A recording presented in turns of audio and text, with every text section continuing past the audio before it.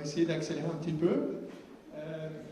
Alors, sur l'environnement, je laisserai la parole ensuite à Arnaud et Brigitte sur d'autres aspects, hein, sur l'énergie et l'agroécologie. Donc, tout ce qui est... Ça, c'était un thème central de notre mandat, comme vous le savez. Donc, voilà. Donc, je vais commencer par...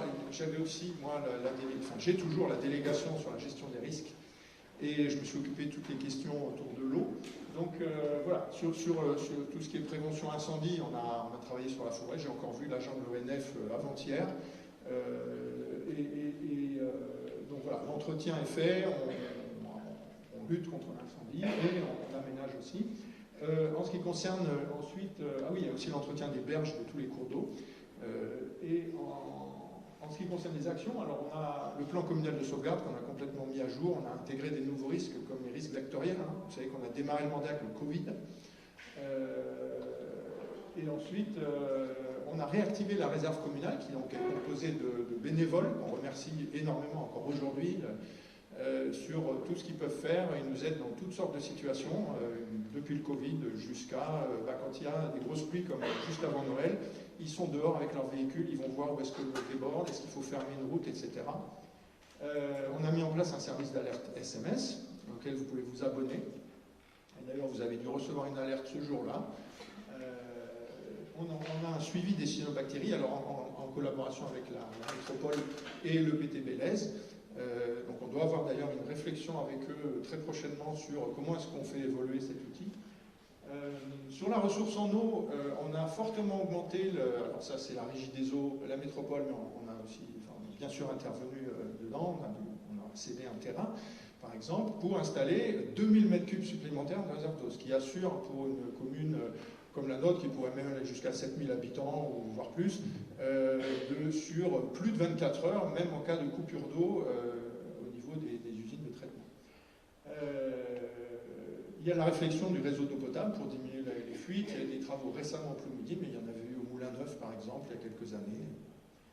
Et on a, depuis 2022, je crois, c'est la 4e année, le label commune économe en eau. C'est-à-dire qu'on diminue la consommation d'eau année après année sur tous les équipements communaux, y compris les forages dans la plaine du Lez, puisque l'eau est une ressource extrêmement précieuse ici. Sur la biodiversité et l'environnement, je vais faire une liste rapide. Donc il y a à la fois beaucoup de sensibilisation, que ce soit au niveau des écoles, des enfants, mais des adultes aussi, lors de différents événements comme la fête de la nature et des choses comme ça. On a commencé le mandat avec un atlas de la biodiversité communale à laquelle certains d'entre vous ont participé dans le cadre de sciences participatives, de relever de la faune, de la flore, etc.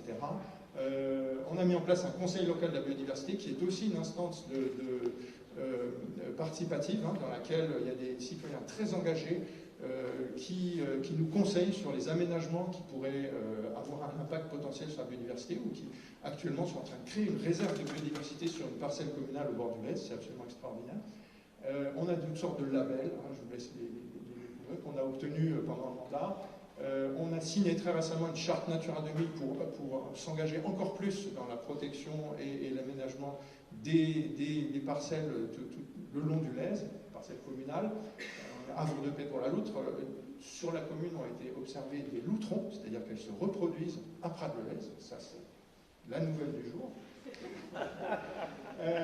On a installé des composteurs collectifs, un jardin, ça a déjà été nommé pour les enfants, qu'ils ont aménagé eux-mêmes. Il y a de la filière éducative, on fait l'école dehors, il y a des enseignantes font l'école dehors, voilà, de temps en temps. Voilà, animation, sensibilisation. On a planté des arbres du département qu'on a installés sur la commune. On a revu notre plan d'entretien des espaces verts, on a végétalisé les cours d'école, etc. Et on a parlé un petit peu de l'éclairage public qui a été rénové et qu'on éteint, qui permet de protéger la biodiversité, notre santé. On dort mieux, on se sent mieux quand il n'y a pas de lumière. On fait 60% d'économie d'énergie sur l'éclairage public avec ça. Et voilà. La ressourcerie, on a mis à disposition bâtiment, un tout petit oiseau, symbolique pour la ressourcerie, qui a à la fois dans l'économie circulaire un maillon important et un volet social avec voilà, de l'emploi et des choses très peu chères et de bonne qualité. Voilà. Et j'ai fini. Donc, je passe la parole à Brigitte pour la démarche. Tu le prends.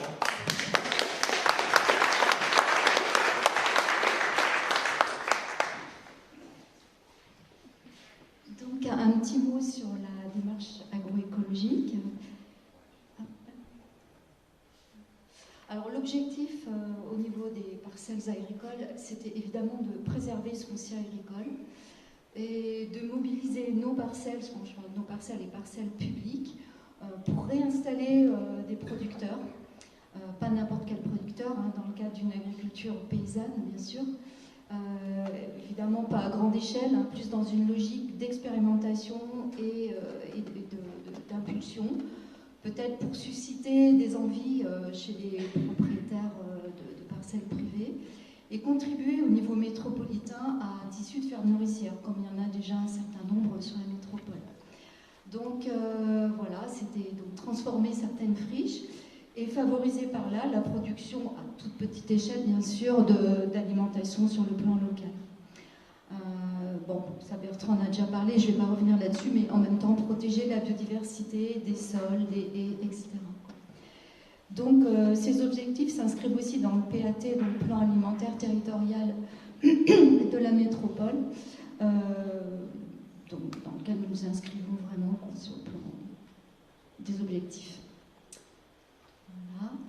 Alors concrètement, comment ça s'est passé? Donc on a installé un maraîcher et une maraîchère sur une parcelle qui a été rachetée en 2022, monsieur et madame Fada. Cette parcelle a été aménagée, donc il y a même une création d'un forage, etc., bon, clôture, etc. Et suite à un appel à candidature, nous avons donc installé ces deux maraîchers avec un bail rural à clause environnementale. Donc ils font aujourd'hui du maraîchage, ils ont un potager, des champignons, des micro-pousses, on peut voir les petites photos en bas. Ils étaient jusqu'à présent au marché de Pras le dimanche. Bon, pour diverses raisons, là, pour l'instant, ils ont fait une pause là-dessus et ils vont très bientôt distribuer des paniers. Voilà. Et leur micro-ferme sera étendue, donc nous avons déjà passé le bail en conseil municipal, sur une seconde parcelle pour faire des cultures en plein champ. Donc, bah, c'est pas très facile, hein, le maraîchage en ce moment, mais bon, ça tient le coup. Voilà. Ça, c'était vraiment un projet auquel on tenait beaucoup. Il y a un soutien aux jardins familiaux, donc je ne vais pas m'étendre, hein, voilà, dans le cas des subventions ou des travaux d'investissement, comme justement l'hydraulique, notamment sur le jardin de l'Aïssadon. Voilà, donc je passe un peu vite. Alors, au niveau végétalisation du village, donc je change un petit peu de sujet, parce que là, on va plutôt être sur les zones urbaines. Un projet qui a été lancé assez tôt dans le mandat, c'est Mon Jardin Côté Rue, il s'agit d'un permis de végétaliser, qui permet aux citoyens qui en font la demande de bénéficier de bacs ou d'une aide pour faire des micro-fosses, faire des plantations de plis d'arbres, et plantes également offertes par la commune pour végétaliser l'espace public. Alors, il y a eu un certain nombre de demandes, peut-être pas suffisamment, j'aurais espéré qu'il y en ait plus. Madame Meunier nous a fait une demande d'ailleurs, elle avait un bac dans lequel elle a mis elle-même ses plantes devant chez elle. On a aussi rénové sur le plan de la végétation le bassin de rétention du Viala, à la demande de certains habitants, Evelina là, qui est présente aussi. Il y avait énormément de bâches plastiques, enfin, c'était assez, vraiment, je ne peux pas employer d'adjectifs trop sévères, mais enfin voilà. Des bâches très détériorées, végétalisation qui partait un peu à volo. On a planté des arbres dans le fond de ce bassin et ça c'est une expérience qui peut être renouvelée sur d'autres bassins de rétention puisque la GEMAPI qui a instruit aussi l'affaire et nous a confirmé que c'était possible, planter quelques arbres au fond des bassins de rétention pour en faire des lieux plus agréables, peut-être des espaces de jeu. En tout cas sur ce quartier, le réaménagement du bassin permet d'avoir quand même quelque chose de beaucoup plus agréable pour les assistantes maternelles et les enfants. Bon, après, je ne vais pas revenir là-dessus, parce que Bertrand en a un petit peu parlé, c'est les plantations d'arbres à divers endroits dans le village. Donc je vous laisse lire, et j'arrête.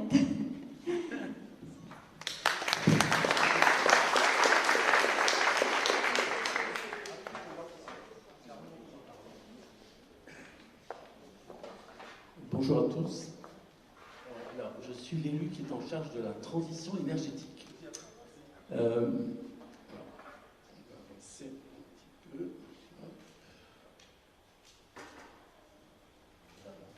Alors, la transition énergétique, qu'est-ce que c'est? Eh bien, c'est tout simplement passer de 9 tonnes d'émissions de CO2 par personne à 2 tonnes en 2050. Ça paraît beaucoup. Alors, il s'agit de quoi? Vous savez que notre civilisation est très basée sur la consommation d'énergie, mais c'est une énergie carbonée, hein, c'est-à-dire le pétrole, le gaz, le charbon dans certains endroits. Ça dégage beaucoup de carbone. Donc le carbone contribue au réchauffement climatique. Et le réchauffement climatique, ben, on sait tous ce que c'est, entre autres en été, hein, et de plus en plus. Je rappelle que les 3 dernières années ont été les plus chaudes jamais mesurées, et les 10 dernières années aussi. Et à Prades, on a pris environ 2 degrés, voire 3 degrés de réchauffement climatique, puisque la Méditerranée est ce qu'on appelle un hotspot, hein, pour le réchauffement. Alors les réchauffements, c'est désagréable en été, pour tout le monde, pour les jeunes dans les écoles, on en a parlé tout à l'heure, hein, pour tous les âges. Le réchauffement climatique, ça veut dire aussi des sols qui gonflent, qui se rétractent, et des maisons fissurées. Voilà. Donc, ce sont c'est un des nombreux désagréments de ce réchauffement. Alors, qu'est-ce qu'on peut faire? Donc, il faut réduire de façon impérative notre dégagement de CO2 fossile et remplacer les énergies fossiles au fur et à mesure. L'objectif, c'est 2050, fixé par les accords de Paris, remplacé donc par des énergies décarbonées, à savoir de l'électricité décarbonée. Vous savez qu'en France, l'électricité est décarbonée, hein, puisqu'elle est essentiellement d'origine nucléaire, mais aussi d'origine, renouvelable, hein, avec l'éolien, etc. Et donc, c'est ce qu'on s'applique à faire à Prades. Alors, à Prades, on a, au niveau municipal, des bâtiments anciens. Beaucoup, dont la Poste, c'est 1850, c'était l'école. La mairie, c'est les années 1950, etc., etc. Donc, sur ces bâtiments-là, on essaye de faire progresser tout ce qui est isolation et également de supprimer au fur et à mesure les chauffages d'origine, fossile, donc les chaudières à gaz, à fioul. Hein, alors, je ne rentre pas trop dans le détail. On isole le bâti. Bon, par exemple, à la mairie, on a isolé les combles, on a changé les fenêtres, on a fait la même chose dans un certain nombre de bâtiments, on en parlait tout à l'heure pour les écoles, par exemple, pour la crèche. Hein, voilà, donc j'y reviens pas. Et on essaie également d'utiliser des chauffages plus performants, en particulier, par exemple, l'eau chaude à la halle au sport. On a installé un chauffe-eau thermodynamique, donc qui est une pompe à chaleur, si vous voulez, qui permet de réchauffer l'eau à partir d'électricité. Et on parle également du passage à l'éclairage LED, donc on l'a fait dans les rues, Bertrand l'a dit tout à l'heure, mais on l'a fait dans l'ensemble des bâtiments communaux. Vous voyez par exemple les LED ici. Ici, c'est un éclairage LED, hein, donc beaucoup plus économe en énergie. Voilà. J'ai également fait une photo de la halle au sport, que vous voyez ici, je ne sais pas si vous la reconnaissez, cette forme ronde. Et donc à la halle au sport, on a changé les éclairages, qui sont d'ailleurs réglables, et ça nous fait une très très grosse économie d'énergie, là aussi, hein, donc sur un bâtiment ancien. Alors pour les nouveaux bâtiments, on en parlait également, hein, je vais être assez rapide. Donc là vous avez la photo de l'extension primaire, hein, la nouvelle extension. Donc tous les bâtiments sont à énergie positive, c'est-à-dire qu'ils produisent plus d'énergie qu'ils n'en consomment, grâce à une très bonne isolation et grâce également aux panneaux solaires dont on parlait tout à l'heure installés sur les toits. Alors là, je n'ai pas pu monter sur le toit pour faire la photo, hein, mais croyez-moi sur parole, il y a des, il y a des panneaux solaires. Hein, de même qu'il y en a sur le relais petite enfance dont on parlait tout à l'heure. Hein, et ce sont des panneaux solaires d'ailleurs d'origine française. Je le signale. L'école, la future école également, et on a voulu innover dans ce domaine, va être, on l'a dit, mais je le répète, hein, donc chauffée par géothermie et rafraîchie par géothermie. Et on y pense également pour toutes les futures rénovations.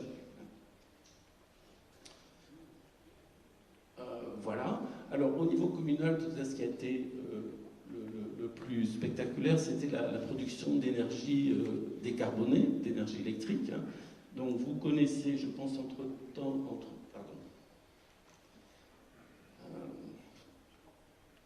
voilà, vous connaissez ces installations donc sur les, sur le plateau sportif. Hein, il y en a une autre que vous ne connaissez peut-être pas, qui est l'installation de panneaux photovoltaïques et d'une ombrière, hein, au service technique. Alors, ces deux installations produisent autant, le temps est presque passé, produisent de l'électricité autant que 200 maisons équipées de panneaux photovoltaïques de taille moyenne. Hein, donc c'est assez important. Donc on produit de l'électricité verte à Prat-de-Lez, les particuliers aussi, puisqu'il y a environ 400 maisons équipées de panneaux solaires, et bravo aux Pradéens, hein, qui s'engagent sur cette voie. Voilà. Par ailleurs, on renouvelle au fur et à mesure la flotte, hein, des véhicules communaux, puisque là, vous voyez donc une voiture qui est un Kangoo électrique. Voilà, on a supprimé, je le disais tout à l'heure, aussi beaucoup de chauffage dans des, par exemple, à la ressourcerie, hein, de chauffage à fuel, etc. Dernière chose qui vous concerne peut-être pour certains d'entre vous et vous concerneront, donc on a installé, donc ceci, c'est sur le parking du centre ancien, donc allez voir, ils ne sont pas encore branchés, mais ils doivent l'être au mois de février, des bornes de recharge qui seront gratuites en recharge lente. Hein, tout ça donc pour favoriser l'électrification des transports, hein, dans Prades. Et voilà. Et on y reviendra d'ailleurs en parlant des transports. Dernière chose, donc on a également organisé pas mal d'ateliers pour vous, hein, sur le photovoltaïque, etc., etc. On a fait des promenades thermographiques, donc avec une caméra infrarouge dans les rues, pour que les gens puissent voir ce que consomme leur maison, là où il y a des pertes, etc. Voilà, je termine ici, j'ai été un tout petit peu plus long que prévu. Hein, et je répondrai aux questions si il y en a.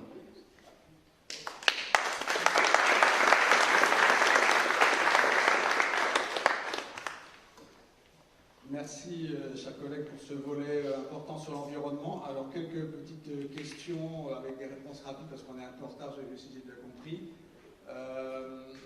Semble-t-il, ça a été abandonné, le défi zéro déchet, le Repair Café et le troc. Pourquoi? Ensuite, j'ai des questions comme ça après la réponse plus globale. J'ai vu passer une info comme quoi le prix de l'eau, il y a les 20 premiers mètres cubes gratuits, et après c'est plus cher pour les bons consommateurs. Est-ce vrai? Et puis dernière question sur les politiques foncières. Quelle surface est propriété de la mairie? Quelle est la partie du foncier municipal dont la municipalité est propriétaire? Quelle surface agricole au total? Quelle surface acquise pour la mairie dans le mandat? Le total de mètres carrés acquis pendant le mandat? Et y a-t-il utilisation d'un droit de préemption? Merci. Alors la question la plus rapide, c'est celle du milieu. La réponse est oui. Donc c'est 20 mètres cubes. Les 20 premiers sont gratuits pour tout le monde. Enfin, tous ceux qui ont un compteur spécifique. C'est-à-dire, c'est le problème dans les immeubles, je crois. Mais ça, c'est la régie des eaux. Hein. C'est pas la commune qui décide ça. Et après, effectivement, au-delà de 120 mètres cubes, je crois, ça commence à être plus cher. C'est-à-dire que le prix, en fait, jusqu'à 120 mètres cubes a diminué pour tout le monde. Et après, au-delà, ça augmente avec la consommation de plus en plus importante. Ça, c'est le tarif social de l'eau. Alors, le défi zéro déchet, effectivement, il n'y en a pas. Alors, abandonné, je ne sais pas. Enfin, c'est quelque chose qu'on peut lancer. Effectivement, ça n'a pas été fait. Le Repair Café, il y avait un Repair Café, un début de Repair Café ça ne s'appelait pas comme ça, justement. Parce que le Repair Café, c'est une organisation, en fait. Donc, il y avait un truc qui s'appelait... Voilà, toi tu le sais très bien, parce que c'est toi qui t'en occupais, Hélène. Répare, ça redémarre. Et ensuite, on a été en contact avec des municipalités autour, en particulier Montferrier, qui a démarré un Repair Café. Et comme Montferrier en a démarré un, on en a fait un peu avec eux au début. Et après, effectivement, on les a laissés sur ce créneau. Donc, il n'y a pas de Repair Café.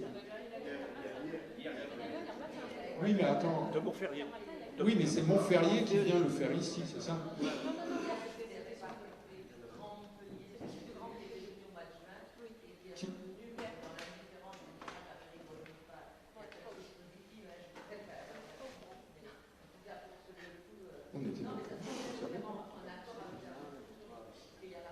Donc c'est la ressourcerie, c'est ça, c'est pour ça que voilà. Il n'y en a pas organisé par la municipalité, c'était ça que je voulais...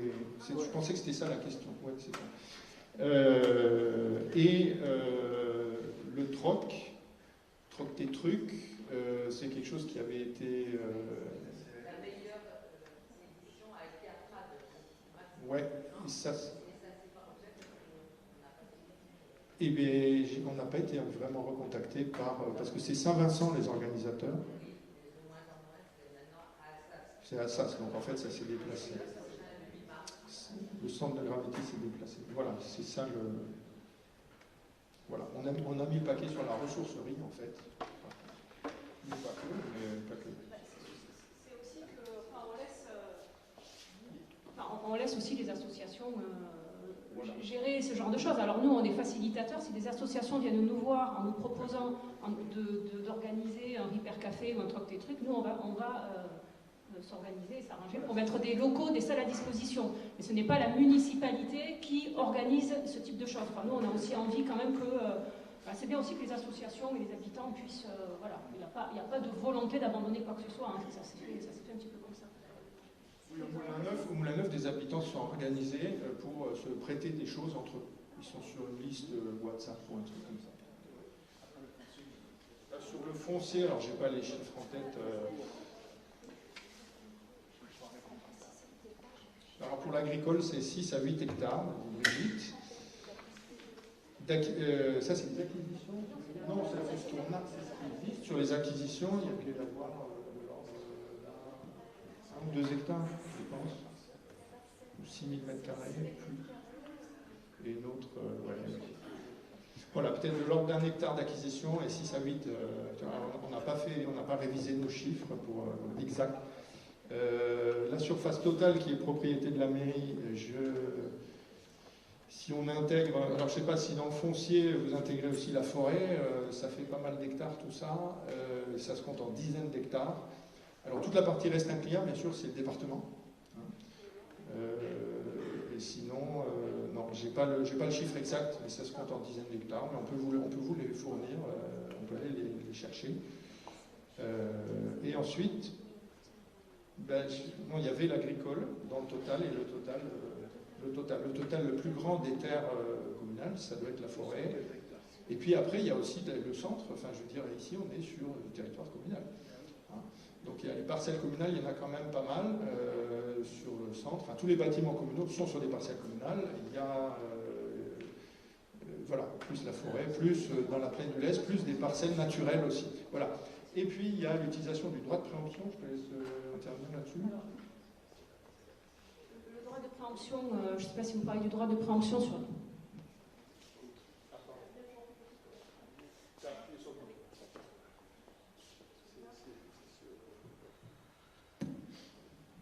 Je ne sais pas si vous parlez du droit de préemption sur les parcelles agricoles ou naturelles ou du droit de préemption sur les parcelles bâties. Sur le bâti, l'urbanisme, nous en parlerons plus tard, puisqu'il y aura une présentation à ce sujet. Nous n'avons pas préempté, à ma connaissance, de parcelles agricoles ou naturelles. Ça a été des achats directs avec les propriétaires. Par contre, on va changer de thématique. Alors, mais je me demande si c'est pas moi d'ailleurs qui continue sur l'aménagement, non? Ah, pardon. Oui, oui. Oui, oui. Dans un moment, je vais devoir partir. Oui. Est-ce que tu pourras filmer? Bien sûr. Oui. Tu ouvres. C'est tout simple. Ouvre.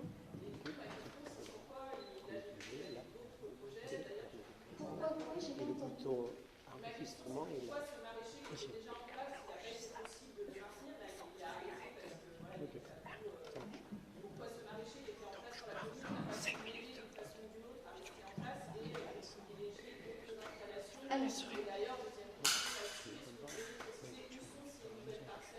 Ok. Alors pourquoi Monsieur Huot est parti? C'est une volonté délibérée de sa part parce qu'il travaillait trop à son goût. Il travaillait 7 jours par semaine. C'était une difficulté pour lui et il a souhaité faire autre chose et donc il travaille comme commercial à la Biocop. Donc c'est son projet personnel. Bon, moi voilà. Alors je vais juste terminer ma réponse. On a quand même essayé de l'aider. Moi j'ai renouvelé son bail une fois. Il avait des difficultés au niveau de l'eau. Son forage ne donnait pas suffisamment d'eau. Ça c'était une difficulté. Donc on a créé un nouveau forage. Et entre les deux, il a mis fin à son bail. Donc de sa volonté. Donc je pense qu'il y a eu quand même un certain nombre d'efforts qui ont été faits. Moi je l'ai rencontré un certain nombre de fois. Bon, il était fatigué, il voulait faire autre chose. Alors ensuite, pourquoi on n'a pas réinstallé sur la même parcelle? En réalité, les serres qui étaient installées donc, sur la parcelle où était M. Huot n'auraient pas dû l'être puisqu'on était en zone inondable, PPRI.